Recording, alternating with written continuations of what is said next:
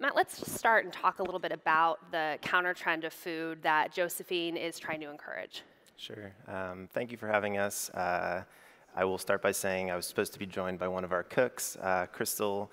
Something came up last minute, which was disappointing. She could probably answer a lot of these questions more articulately than I could, but I'm pleased to be here.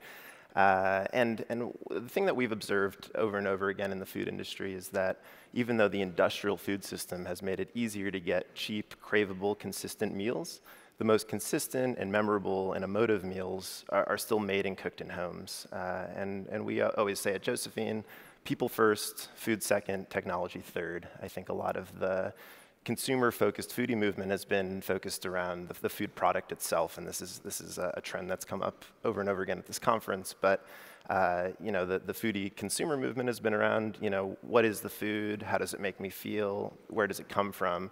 And we're trying to shift some of that dialogue over to the people and the story behind the food. And so the goal of Josephine is really to make cooks empowered to be the face of their own brand so that the story kind of re-enters the experience of what you're consuming and how you're connecting to people in your community through one of the most fundamental acts of human society, which is eating with friends and family and neighbors. And these are cooks who, before Josephine, didn't really have an outlet, a licensed outlet that is, to sell food to consumers. So talk to us a little bit about the implications to the labor market of giving these cooks an avenue to earn more income, supplement what they're already getting from possibly other jobs. Totally. I think one of the interesting things is the food industry is the biggest industry in the country, but it's also synonymous with minimum wage and poor labor conditions. And so the cooks that, we didn't actually start this business with a hypothesis of we're going to build hot food to go from home. We started by working with food entrepreneurs on the ground in Oakland and Berkeley, many of whom had existing underground food businesses, either running pop-ups and potlucks out of their homes, or doing church bake sales, or even selling tamales on street corners. And all of that food activity has been traditionally informal.